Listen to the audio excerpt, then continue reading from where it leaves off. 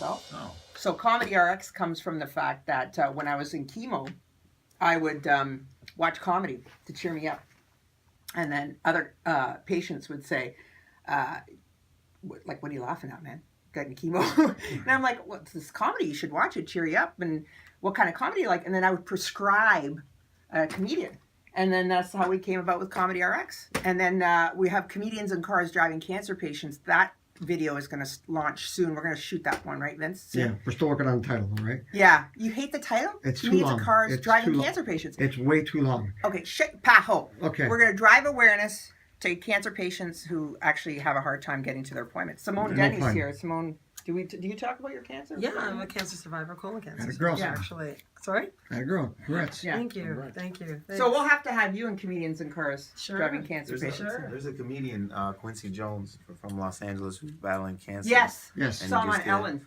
And he's on Ellen. He just did. We were at his HBO. Oh, did you go to his special? I've known Quincy from Seattle, and then he had and I remember when I met him, he was like, he was, oh, you from Canada? I go, yeah. He goes, yeah, man, you moving down to LA? That's cool, man. I like it. I like how you talking about That's rap. how he talks. Yeah, I like how you talking about rap and shit. You know what I'm saying? It's dope. Most of these people, they ain't gonna be talking. You know Cameron. Oh, that's cool, man. That's cool. And then when he told me, it was crazy because we were at his house, and just watching his energy become so positive. Yes. And man, So just talk briefly. So he was on Ellen. So what happened is he's palliative cancer patient, right? Yeah. Wait, what is it? Palliative is terminal. Oh, right? Yeah. So his friends nominated him to be on Ellen, People Who Inspire. Yeah. Ellen had him on, Ellen DeGeneres. Yeah, I saw the clip. Then he went twice. He went twice. Oh, because he said his dream is to have a comedy special, right? And then Ellen turned and she goes HBO or I think Netflix, and whoever, And then they brought him back on, and then filmed a special. Yeah, and he was like ah. So you were at the filming of the special. I went to the filming of the second show. That's so nice. And he was yeah, it was great. It was we actually contacted him. Yeah, we've reached out to him. He's very busy, Quincy, but if you can let him know we want him on the show. Yeah, I sent him a It text. seems to be a thing now, I guess, is comedy is more autobiographical. You got Tig Notaro and people like that. With her breast cancer, she talked about it, yeah. There was a documentary a few years back, and I'm grasping, it might have been Harry Rasky, but it was about a woman comic who had, whether it was ALS or, it was ALS, and following her, just doing routines about it. I mean, you know, it's your life, it's your reality. And, yes. And if you can't find the humor in your declining health. Yes. Yeah. Well, you know, and it helped me, and we'll switch gears from this topic because I'm trying to make light of it because that's how I cope with it, right? So I did a fundraiser a couple of weeks ago, Ladies Out Laughing. It was 500 women, and it was to raise money for 4 different charities. And so they had the speakers, like the survivors at the beginning, and then, but I was with one of the comics, like part of the comic lineup after the intermission, right? So I said to Shannon Laverty, who I love, she was the MC, I asked for her advice, and the headliner was Gina Yeshire, who I love too. And so I said, I want to see the cancer thing, but I haven't done it in my bits yet. And you got to watch, right? Because you don't know where people are coming out of, right? It's like they might be there to cheer themselves up and they just lost a family member. So anyway, so she goes, get it out first. And then, you know, so I do this great opening bit about my MILF jokes, but then I go into the whole crowd, I just like lost all the energy that I built up because I talked about cancer but I think I did it tastefully. I just said, you know, when I wear the gown and I had breast cancer, I got felt up, which is great. And like, it was much funnier and engaging than that, but I'm not quite sure. Tig Notaro did a great job of it because she already had some marquee value, but I think for someone like me who doesn't have that marquee value to talk about it, I don't think it's a good idea. I think you can talk about it because it's your story, and just going back to one of the things, sort of on a different thing, is like from a comedian point of view, sometimes we sort of get dogged down about the business, and some we forget that this is one of the few, or maybe the only sort of art form that's just designed to make people happy. Like you're trying to entertain. Everything else is supposed to be like subjective, but comedy is just designed to make people laugh and make people happy, and we forget that. I remember doing a show with Dave for the military, and we had such a great time. And a guy came up to us. You had a great time. Both of busted. I know what you don't know. You keep saying that. Anyways, that's besides the point. We both had a great time. We both had a great show. And a guy came up to us after, and he said he never leaves his house because he has such severe PTSD that he can't deal with Post-traumatic audiences. stress disorder. Yeah. And so when he came to the show, the room was set up. It was like a giant, like sort of mess hall, and it was set up sort of half the room had chairs. He and his wife pulled their seats all the way to the wall because it's like, I can't have anything behind me.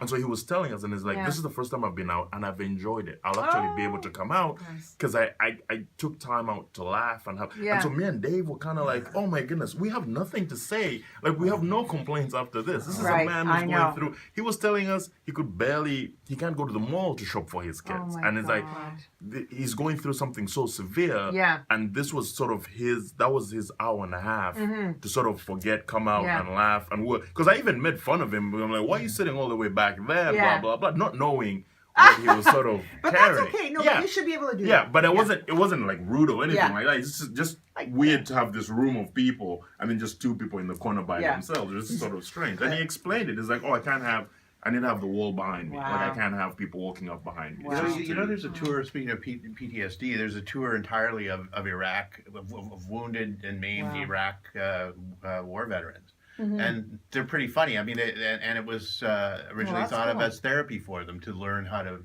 face a crowd and make them laugh. And in the case of some people who were quite severe burn victims and people, it was that I know what you're thinking, like writ large, you know. Right. There's this guy, so you got to win a crowd over big time and make them laugh. And they were really funny people, and I guess they had to be in the most trenchant way about their reality. Well, Dave? I just want to bring it back to I don't mean to bring it back to the cancer thing, but it's the thing I find funny is like my dad has cancer, but he's like this. I think he's nuts because he goes, we're at his dad's funeral. Because already you're like, this is a sad moment, I guess, but my mom is telling me this story that he has to go get shots to bring his levels down. Yeah. So he tells my mom, my sister, he goes, they're like, you have to go, and he goes, no, I don't have to go anymore. And they're like, what? They're like, I went. The doctor said I'm good. And my sister goes, oh my God, you mean like a miracle? And he goes, yeah, miracle. He needed an help. So they tell me that story. But this guy's out of his mind, and when at a funeral where you're like everyone comes to shake your hand, you're like sorry. Me and my sister, my brothers are talking, and my sister goes, oh my God, what is Dad doing? You look at the end, he's at the beginning, he's telling jokes, but he's bombing. Like his face is red and he had a buddy next to him, so all you see is like from a distance, and he bombed for 20 minutes at a funeral. God love him. I was like, this guy, I think that helps him. He trucked through it. Yeah. I think you can't even tell he has cancer because you're like, this guy doesn't give a shit. And go back as a performer if you're going to bring it up. I mean, at the end of the day, it's like all comedy. You have to sort of write the joke. So it's an experience sadly that a lot of people are going through. Yeah. Whether it's personally or someone that you know. Yes. So you have, and that's the most difficult bit, especially as close as you are to the person. Like both of us have parents going through it right now. Oh, yours too. So it's like, you're kidding. Yeah, Yeah, so my mom's a survivor, but wow. I know what you mean. So it's like it's very difficult to sort of put that emotion aside and then focus on how am I going to make this funny? Yes. You know, because then that's where the audience is going to relate. They're going to be like, oh, this is a terrible thing, but I'm glad you saw that. Well, and that's what I'm trying to do. And this is good coaching for me, by the way, because I've been asking comics, how do I incorporate it? I don't use it as a psychiatrist bed, like to talk about I have cancer. I really look for, it's not about me. It's about making them laugh, right? And hoping, because everybody's had the experience of putting on a hospital gown, right? And my girlfriend, who's a comedian right now, is actually having surgery for something, and she was crying before she went in. I said, "What's wrong with you, man? Like, think about how stupid you're going to look." And I'm trying to like cheer her up and talk about the gown and different things. So I think, like you said, it's important to have a joke behind it. You can't just go up and talk about that whole. Yeah, even the little bit that you mentioned when you were talking about the bit that you're doing is like saying that. I was in the gown and I got felt up, and that was that's a joke because no one in that situation is thinking like that. Yeah. So for an audience, they'll be like, "Oh my goodness, you're in the hospital," and that's sort of that's where the comedy comes from, to change the way people perceive what the situation is going to be like. Well, and I thought it would be. Sorry, Jim. Go ahead. I was just gonna say you won an Irwin Barker Award, right? Yes. Yeah. Yeah. Had you seen him? Oh yeah. Yeah. He was great. I don't think he was ever funnier than in the months preceding his death, because he didn't dwell on it, but he got some laughs out of his condition, and then it was just like everything social, political, whatever, wherever he wanted to go. That was one of the finest writers I think I've ever seen. Interesting. That's Easily interesting. But he incorporated it. Well, it was funny because maybe because I was at a cancer event and they had survivors, I think people expected me. They went quiet respectfully, thinking maybe I was going to talk about my experience, but really I was in a comedy set. Right. And so, anyway, I think it has to be done very well, and you have to be careful when doing it too. And, But I think Simone? you made the point that it's if you're not able to laugh at what's happening, yeah. I think it's one of the most powerful things that can get you through it. Yeah. And so if you can do that for someone, I say just go for it. Yeah. Yeah. Well, Don't think about it. Just Vince go for and it. I don't know what's going on because we met became friends when we were in Second City together, and then he was only 33 when he had throat cancer actually. So he went through it, and then I had it anyway. So there's a lot to laugh about. We have when we were doing the podcast version of this, we were waiting for Alan Parks, and his cancer came back, so he couldn't come to the show. So him and I just went on mic. And we just started making fun of our experience and stuff. We had a laugh, had a blast. We were like, the Cancer producer jokes. said it was the funniest stuff. Like this, we'll have to riff on it on here, Vince. Like, and just go with that. Anyway, enough of that. Like, what really? Like, what am I talking about this for? Because I'm setting up comedians in cars driving cancer patients.